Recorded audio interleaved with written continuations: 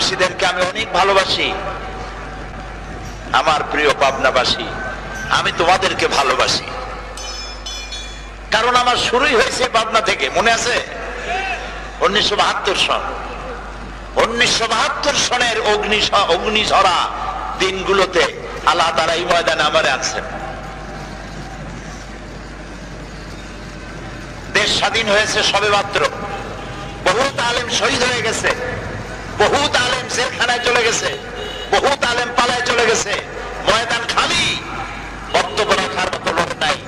সেই সময় আল্লাহ তাআলা তার এই অযোগ্য গোলামকে কোরআন নিয়ে ময়দানে নিয়ে এসেছেন। আলহামদুলিল্লাহ, এটা সত্য কথা যে কোরআন লোকেরা ভালোবাসে, মহব্বত করে, কিন্তু বিশুদ্ধ তেলাওয়াত করে না, আর কোরআন বোঝেই না।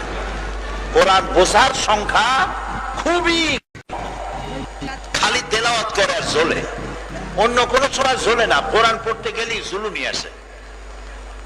পাবনা জ্বলে,